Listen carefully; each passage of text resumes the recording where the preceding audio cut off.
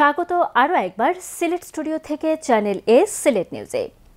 সুনামগঞ্জের জগন্নাথপুর পৌরসভার ইকরছই মির্জাবাড়ির বাসিন্দা যুক্তরাজ্যের বিশিষ্ট কমিউনিটি ব্যক্তিত্ব মির্জা হাবিবুর রহমানের উদ্যোগে পবিত্র মাহে রমজান উপলক্ষে এলাকার আর্থিকভাবে অসচ্ছল ৫ শতাধিক পরিবারের মাঝে রমজানের উপহার স্বরূপ বিভিন্ন পণ্যের খাদ্য সামগ্রী ও নগদ অর্থ বিতরণ করা হয়েছে।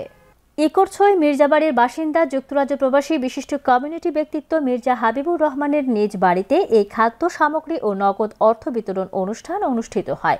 এলাকার প্রবীণ মুরব্বী ও সালিসি ব্যক্তিত্ব আলহাজ মির্জা আতাউর রহমানের সভাপতিত্বে ও ইকরছই মির্জাবাড়ি যুব সংঘের তত্ত্বাবধানে অনুষ্ঠানে উপস্থিত ছিলেন শায়কুল হাদিস হাফিজ ইমাদুল্লাহ। এলাকার প্রবীণ মুরব্বী ও সালিসি ব্যক্তিত্ব আলহাজ মির্জা আতাউর রহমানের সভাপতিত্বে ও ইকরছই মির্জা বাড়ি যুব সংঘের তত্ত্বাবধানে অনুষ্ঠানে উপস্থিত ছিলেন শায়কুল হাদিস হাফিজ ইমদাদুল্লাহ, সাহেব জাদায়ে শায়েখে কাতিয়া। আরও উপস্থিত ছিলেন যুক্তরাজ্যের বিশিষ্ট কমিউনিটি ব্যক্তিত্ব মির্জা হাবিবুর রহমান, ম্যানচেস্টারের প্রবীণ কমিউনিটি নেতা বিশিষ্ট শিল্পপতি মুহিবুর রহমান বাবু, ম্যানচেস্টারের প্রবীণ ব্যবসায়ী আফজাল আহমদ চৌধুরী, মির্জা আহসানুর রেজা কাউসার, মির্জা আব্দুল ওদুদ এবং ইকরছই মির্জাবাড়ি যুব সংঘের সদস্যবৃন্দ সহ আরও অনেকে। পরে এলাকার বিভিন্ন অঞ্চল থেকে আসা আর্থিকভাবে অসচ্ছল ও ৫ শতাধিক নারী পুরুষের মাঝে পবিত্র মাহে রমজানের উপহার স্বরূপ খাদ্য সামগ্রী ও নগদ অর্থ বিতরণ করেন অনুষ্ঠানের অতিথিবৃন্দ। গরিবদের আমি সাহায্য করি ব্যবসা দিতে এবং মসজিদে কয়েকটা মসজিদ এবার তার যে প্রবলেম আছে প্রবলেম দূর হয়ে দিছি আর কয়েকটা গোল এবার বানিয়ে দিছি আর এবারে সবচেয়ে বড় করে এবার দিলাম। এইভাবে আমি গত ২০ বছর ধরে গরিব দুঃখী মানুষের কাছে আসি। ফ্লাড হইলে ঘর বাড়ি তুফানে বাংলে আমি আমার তফিকান মানুষের সাহায্য করি। মৌলভীবাজারে প্রতি বছরের ন্যায় এবছরেও বড়হাট ওয়েলফেয়ার ট্রাস্ট কর্তৃক মিনিবার ফুটবল টুর্নামেন্টের মেগা ফাইনাল ও পুরস্কার বিতরণ সম্পন্ন হয়েছে। বিস্তারিত দেখুন আমাদের মৌলভীবাজারের হেড অফ নিউজ খালিদ চৌধুরীর প্রতিবেদনে। ক্যামেরায় ছিলেন SM Fazlu. মৌলভীবাজারে Barahat welfare trust কর্তৃক আয়োজিত মিনিবার ফুটবল টুর্নামেন্টের মেগা ফাইনাল ও পুরস্কার বিতরণ অনুষ্ঠান সম্পন্ন হয়েছে। মৌলভীবাজার পৌরসভার পশ্চিম বড়হাট এলাকায় বড়হাট ওয়েলফেয়ার ট্রাস্ট মৌলভীবাজারের ব্যবস্থাপনায় প্রতি বছরের ন্যায় এবছরেও এই টুর্নামেন্টের আয়োজন করা হয়। এতে বড়হাট ওয়েলফেয়ার ট্রাস্টের সভাপতি অধ্যাপক ইকবাল হোসেনের সভাপতিত্বে ও সাধারণ সম্পাদক আব্দুল মতিনের সঞ্চালনায় প্রধান অতিথি হিসেবে উপস্থিত ছিলেন আলহাজ মিজানুর রহমান। অনুষ্ঠানে প্রধান আলোচক হিসেবে বক্তব্য রাখেন সিরাজুল ইসলাম গিয়াস। এছাড়াও বিশেষ অতিথিদের মধ্যে উপস্থিত ছিলেন প্রফুল্লচন্দ্র দাস, শাহজাদুর রহমান, আমিম আহমেদ, মুরাদ মিয়া, নাজমুল ইসলাম সহ আরও অনেকে।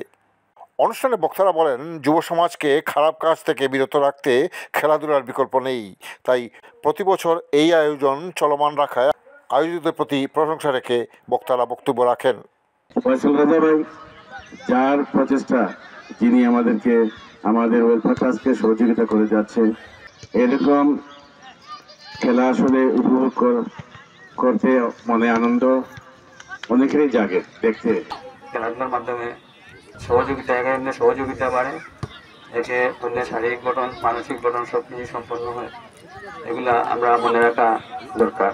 আমার মতিন চাচা অনেক অক্লান্ত পরিশ্রম করে এই সংগঠনটাকে দেশেতে প্রতিষ্ঠিত করার জন্য অক্লান্ত পরিশ্রম করতেছেন। এর সাথে যারা সবার নাম উল্লেখ করা সম্ভব নয়, সবকে ধন্যবাদ জানাই। এই খেলাটা যাতে সব সময় তাকে তারা যদি খেলা বন্ধ হয় তাহলে এটা মনে আঘাত লাগবে। উপস্থিত কিন্তু দর্শক কিন্তু খেলোয়াড় কিন্তু সকলকে আমার সালাম এবং আদাব রইল। শুধু খেলাধুলা না, বড়হাট ওয়েলফেয়ার ট্রাস্ট একটা সামাজিক সংগঠন। তারা প্রতি বছরের ন্যায় বিভিন্ন সামাজিক অনুষ্ঠান করে থাকে। আন্তরিক মুবারকবাদ যে আপনারা এমন একটা সুন্দর আয়োজন করিয়া দিছেন। এই যে খেলাধুলা খুব প্রয়োজন সমাজের লাগে। এক পর্যায়ে ট্রাস্টের সাধারণ সম্পাদক আব্দুল মতিন বলেন, আলহামদুলিল্লাহ এই বড়হাট ওয়েলফেয়ার ট্রাস্ট গঠিত হয়েছিল, যে স্বপ্নদ্রষ্টা ছিলেন আমাদের ফয়সাল রাজা ভাই। মূল উদ্দেশ্যই ছিল এই বড়হাট গ্রামের উন্নতি সাধন, বড়হাট গ্রামের অসহায় যারা মানুষ আছে তাদেরকে সাহায্য সহযোগিতার মাধ্যমে স্বাবলম্বী করা। এই চিন্তার আলোকে মূলত বড়হাট ওয়েলফেয়ার ট্রাস্ট গঠন হয়েছিল। খেলা শেষে বিজয়ী এবং রানার্স আপ দলের মাঝে পুরস্কার তুলে দেন অতিথিরা। Khalid Chowdhury, channel news, Borohat, Moulvibazar. হবিগঞ্জের লাখাই উপজেলায় উচ্চ ফলনশীল সরিষা চাষে আগ্রহ বাড়ছে কৃষকদের। বাড়ি 18 সহ অন্যান্য জাতের সরিষা ফলনে এসেছে অভাবনীয় সাফল্য। রিপোর্ট করছেন আমাদের হবিগঞ্জ জেলা প্রতিনিধি সৈয়দ মুফাজ্জল সাদাত মুক্তা। মাঠ জুড়ে বাতাসে দোল খাচ্ছে ফুটন্ত সরিষা ফুল। উচ্চ ফলনশীল সরিষার বাম্পার ফলনের কারণে লাখাইয়ে হলুদ বিপ্লব বললেও কম হবে না। বিশেষ করে ওই উপজেলার মুড়িয়াউক ইউনিয়নে বিস্তীর্ণ অঞ্চল জুড়ে কৃষকরা ফলিয়েছেন বাড়ি 18, বাড়ি 14, বিনা 9, বিনা 11 সহ উচ্চ ফলনশীল সরিষা।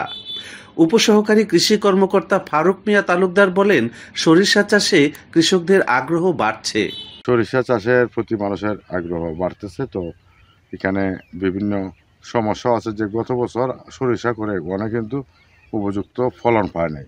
গত বছর নভেম্বরের শেষ দিকে কিন্তু প্রচুর বৃষ্টি হয়েছিল এবং আগামী বছর আশা করতেছি এর চেয়ে আরও বেশি সরিষার আবাদ হবে। বাড়ি 18 সরিষা সম্পর্কে ফারুক তালুকদার বলেন যে এই সরিষাটার নাম হইল বাড়ি 18।